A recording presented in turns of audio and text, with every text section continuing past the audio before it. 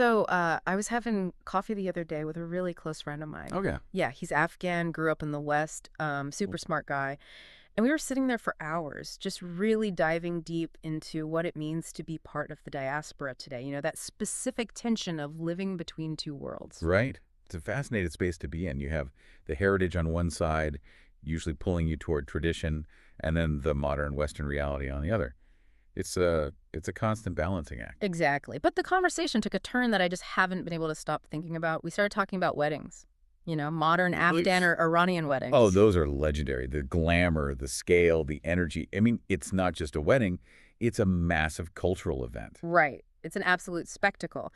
But my friend, he had this look on his face like he was trying to solve a puzzle that just didn't have a solution. He called the whole experience the great cognitive dissonance. Wow. That's a pretty heavy term for a party. Usually people just call it fun. It is. But hear me out, because when he laid it out, it made perfect sense. He was describing the scene, and I want you to picture this if you're listening. You walk into the banquet hall. It's stunning. The women are in these incredible evening gowns, full makeup, hair done to perfection. The music is blasting, and I mean blasting. Mm. And eventually, everyone hits the dance floor. It's pure joy, it's freedom. Sure, it's a celebration of love and community. But then, the next morning, or even at the dinner table that very same night, those same people, the ones who were just dancing their hearts out, will turn around and police you for not praying. Or they'll just lose their minds if the meat isn't strictly zabiha halal. Okay, I see where this is going. It's the selective enforcement of the code. It's way more than just selective enforcement. It's a total contradiction. And that's exactly what we want to unpack in today's deep dive, this tension between what I call the halal plate and the haram party. Okay. Because when you actually line up the 7th century text against the 21st century wedding, the math just does not add up. It really doesn't. And I think what's fascinating here isn't just, pointing fingers and calling people hypocrites. That's too easy, and frankly, it's boring. Yeah. The real question is, by holding these weddings, are these communities actually engaging in an active, subconscious rebellion against the text? A rebellion? That sounds really intense. Think about it. The argument we need to explore today is that these weddings aren't just parties. They are proof that deep down, the diaspora has already chosen the 21st century over the 7th century. They just haven't admitted it to themselves yet. Okay, let's unpack this because that is a massive claim. Let's start with the visual. The wedding floor itself. Right. Set the scene for us. So you're at the wedding, the music starts. And there's this moment, my friend called it the curtain drop. The women get up to dance. Yeah. And look, it's beautiful. It feels incredibly celebratory. But if we are looking at this strictly through the lens of the Quran, strictly through the text these families claim is the literal word of God, what is actually happening there? Well, you're running headfirst into the concept of Tabarruj. Tabarruj. That's a term that gets thrown around a lot in conservative circles. How would you define it for someone tuning in who isn't familiar? It essentially means the public display of beauty or adornment. The Quran is actually very specific about this. If you think about Surah 33, verse 33, the command to women is quite stark. It says, "Stay in your houses and do not display yourselves, as was the display of the times of ignorance." Stay in your houses. I mean, that's not ambiguous. That's a direct command. It's incredibly direct. Yeah. And it gets even more granular than that. Think about Surah 24, verse 31. This is the part that really highlights the dissonance for me. It specifically instructs women not to stamp their feet so as to reveal their hidden adornments. Stamping feet, like you mean like wearing anklets. Exactly. In that 7th century context, walking in a way that made your jewelry jingle was considered too provocative. It was seen as drawing unnecessary attention to the body, almost like a siren call. Okay, hold on. Let me stop you right there, because this is where the irony just smacks you in the face. If the text says that the mere sound of an anklet, a tiny little jingle while walking, is a violation of modesty, then how on earth do you reconcile that with a high-energy dance in a mixed wedding hall? Exactly. We're talking about full makeup, backless evening gowns, loud music, and intense physical dancing.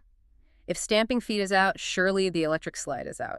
Surely a choreographed Afghan group dance is out. The electric slide is definitely out, and people will try to argue their way around this, of course. They'll say, well, the wedding's segregated, or it's just family. But is it really? I mean, come on. There are male videographers walking around. There are male waiters serving appetizers. And let's be real, everyone has a smartphone. Those videos end up on Instagram and TikTok before the cake is even cut. The concept of private simply does not exist at a banquet hall today. That's the intermingling myth right there. It's this idea that because we put a curtain up for the dinner portion, the rest of the night suddenly doesn't count. Precisely. And here's the Socratic question you have to pose to anyone who polices you on prayer but attends these weddings. Ask them if you believe you are following the exact example of the mothers of the believers, the prophets' wives. Can you genuinely picture Khadijah or Aisha standing in a circle, in full makeup, dancing to a DJ while men watch? I don't think anyone could honestly say yes to that. It feels completely alien to the historical character of those figures. Right. So if the answer is no, then by participating, you are admitting that Afghan culture or Iranian culture or whatever your background is ranks higher for you than the divine text. You are choosing the culture over the religion. You are prioritizing the party over the piety. And that leads perfectly into the second layer of this whole contradiction, the intermingling itself. Because it's not just the dancing, it's the sitting, the looking, the socializing. The hijab of the eye. Right. Think about Surah 33, verse 53. It's so specific. It says that if men need to ask the prophet's wives for something, they must do so from behind a screen. A literal curtain. A physical hijab. Yes. And the justification given is that it is purer for your hearts and theirs. Think about the immense weight of that statement. The text is saying that for the prophet's companions, people who are universally considered the absolute pinnacle of piety in Islamic history, the best generation, even they, couldn't be trusted to look at women directly. They needed a physical screen to keep their hearts pure. And yet here we are right now in a banquet hall in Toronto or London or California, hundreds of strangers, men and women sitting at the exact same tables, looking right at each other, passing the salt, making small talk. It raises a very uncomfortable question for the diaspora, doesn't it? Are we saying we are spiritually stronger than the prophet's companions? That is the exact implication. If we say, oh, we don't need a screen, we can handle it, we are claiming a level of self-control that the text explicitly says the companions didn't even have. It's sheer arrogance from a theological standpoint. If God told them they needed a physical barrier to handle temptation, why do we think we can handle a mixed wedding hall with zero issues? By attending, the community is implicitly saying, we don't need that rule. We've evolved past it. We can handle men and women looking at each other. Which, by the way, I completely agree with. I think men and women can look at each other without society instantly collapsing. I think we have established social norms where that is totally fine and healthy. Of course we have. But you and I aren't claiming to follow a literalist 7th century code. The dissonance comes from the people who do claim that, yet act as if that verse is completely obsolete. They want the credit for being religious without the inconvenience of the actual rules. And this brings us right to the title of today's deep dive, the hypocrisy of the halal plate. Because this is where the policing gets really, really loud. Oh, the chicken argument. This is a classic. Yeah, the chicken argument. You know this exact scenario. You're at the wedding, the music is deafening, the dancing is happening. But then the food comes out, and suddenly, out of nowhere, everyone is a religious scholar. Is this chicken zabiha? Was it slaughtered correctly? Is there alcohol in the pasta sauce? It's the ultimate example of selective piety. It's obsessing over the micro while completely ignoring the macro. It drives me crazy. Why is the chicken the line in the sand? Why is that the hill everyone decides to die on? Well, let's look at the text again. Think about Surah 31, verse 6. It condemns idle talk. The vast majority of classical scholars interpret that phrase idle talk as music. They view it as a direct distraction from the path of God. So according to the strict interpretation, the DJ is a sin. The playlist is a sin. The dancing is a sin. A massive spiritual sin. It's poison for the ears, as the classical scholars would say. But here's the thing. People spend $5,000, $10,000 on the DJ and the idle talk without blinking an eye. But if the chicken isn't halal, absolute chaos. Why is that? Why is the piece of meat a sin that matters, but the entire night of music is just culture? I really think it comes down to control and visibility. It is much, much easier to police what goes into someone's mouth than what goes into their ears or their heart. Dietary laws are incredibly performative. You can show people you are pious by aggressively refusing the meat. It's a badge of identity. It's social signaling. It's saying, look at me, I'm holding the line for the family. Exactly. But if you were to genuinely police the music or the intermingling, you'd basically have to cancel the entire wedding. You'd have to kill the joy. And nobody wants to be that person. Nobody wants to be the Grinch of the wedding. So they compromise on the fun stuff and double down on the chicken to alleviate their own guilt. That is such a powerful insight. They double down on the easy stuff to make up for the fact that they're totally ignoring the hard stuff. It's like saying, I just listened to Drake for 4 hours, so I better make sure this kebab is holy. And that's exactly where the mirror technique comes in. This is something your friend touched on during your coffee, right? Yeah.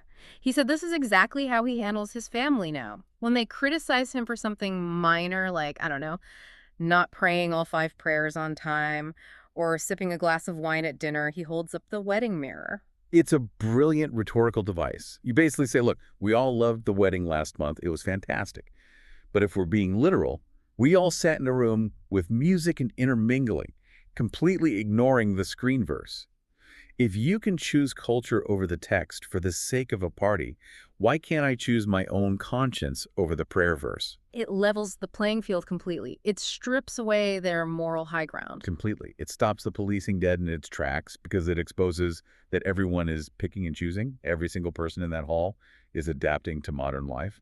Some people just pretend they aren't. But why do we do it? Why do we pick and choose in such specific and honestly sometimes damaging ways? Because it's not just about parties. There are deeper cultural contradictions that really hurt people. You're thinking about the cousin marriage issue. I am. This is the massive elephant in the room for so many diaspora communities. The culture heavily encourages marrying your cousin. It's seen as keeping the wealth in the family, keeping the bloodline pure, whatever the justification is. And people always defend it by saying, well, it's allowed in the religion. Right. And strictly speaking, they're correct. It is allowed. But here's where the logic completely breaks down. If you look at the prophet's life, specifically, Surah 33, verse 37, he marries Zainab, who is the ex-wife of his adopted son, Zayd. Yes. And we have to remember, at the time, that was a massive social taboo. An adopted son was treated exactly like a biological son, so marrying his ex-wife was seen as practically incestuous by 7th century Arab society. It was scandalous. But the text explicitly breaks that taboo to show that adoption doesn't create literal blood relations. So the prophet used reason and divine instruction to break a harmful social taboo. He went directly against the grain of his own culture. Correct. He challenged the status quo. So why doesn't the modern diaspora use their reason to break the cousin marriage taboo? We have the science now. We know the profound DNA risks. We know the genetic consequences for the children. If the prophet could break a taboo to establish a legal point, why can't we break one for the sake of our own children's health? Because it shows that the commitment to old culture often completely overrides actual human well-being. It's a stubborn refusal to use the intellect. And ironically, the text actually has a lot to say about people who refuse to use their reason. Will you not use your reason is a constant repeating refrain in there. It's almost like we are far more committed to the habit of religion than the actual spirit of it. Or, and hear me out, perhaps there's another possibility here, one that's a bit more provocative.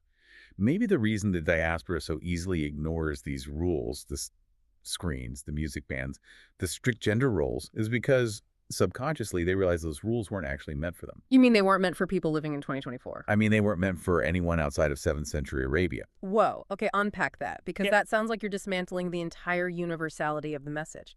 Just look at the text itself. Yeah. Surah 43, verse 3 says, "We have made it a Quran in Arabic so that you may understand."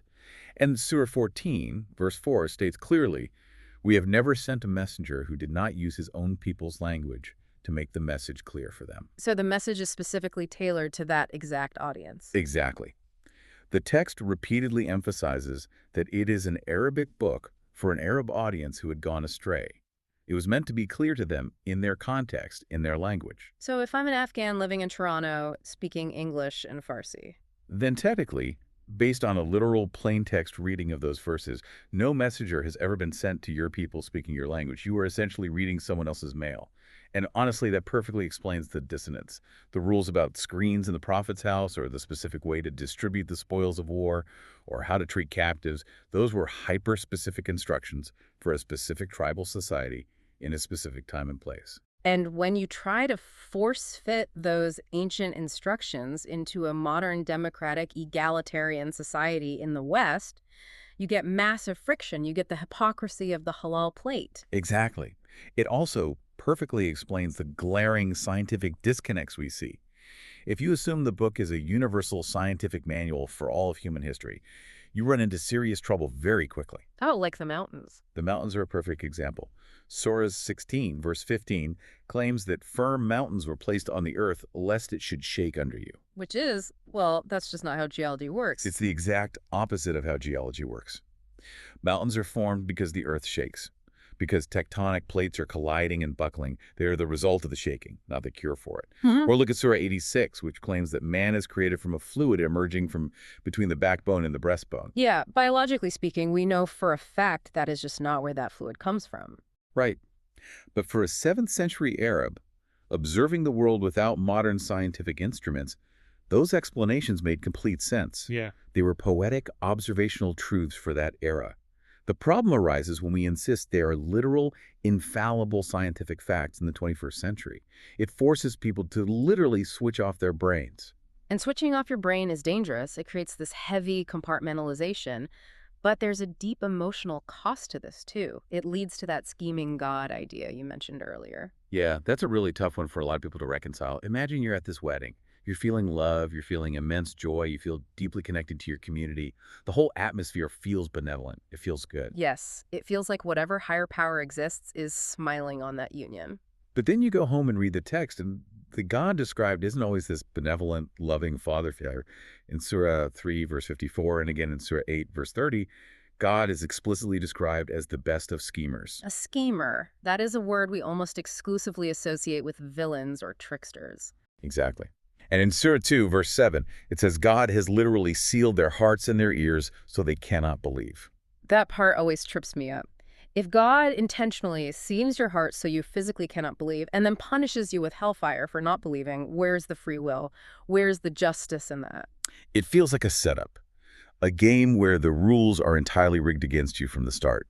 And I think, deep down, the people dancing at the wedding do not believe in a scheming God. They believe in a God of joy, a God of celebration, a God who, frankly, doesn't care if you're wearing an anklet or listening to a drum beat. They believe in a God that fits their modern morality, a God that actually aligns with their own internal compass. Precisely. They have evolved. Their morality has outpaced the literal text. But they are terrified to admit it out loud. They are terrified to stand up and say, I don't think God is a schemer. So instead, they create this elaborate performance. They police the halal chicken so they can ignore the scheming God. They rigidly police the prayer so they can enjoy the dance floor. It's all a massive distraction. It's a survival mechanism. It allows them to stay safely within the tribe while actually living a life the tribe ostensibly forbids. So let's bring this back to the brighter future my friend was talking about at the coffee shop, because it is so easy to get cynical here. It's easy to look at all this hypocrisy and see a community in deep crisis. But he actually saw this cognitive dissonance as a remarkably positive thing. And I agree with him completely. The wedding isn't a failure of faith. It's a human triumph. How so? Because when you see those women dancing freely, when you see the families intermingling, laughing together, sharing a meal without screens or barriers, that happiness isn't happening because they're following the religion well. It's happening because they're actively ignoring it. They are suspending the 7th century for a few hours. Yes, they are stepping fully into the 21st century.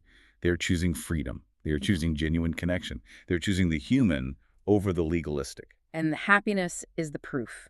The sheer joy they feel in that room is the empirical evidence that this is the right way to live. Exactly.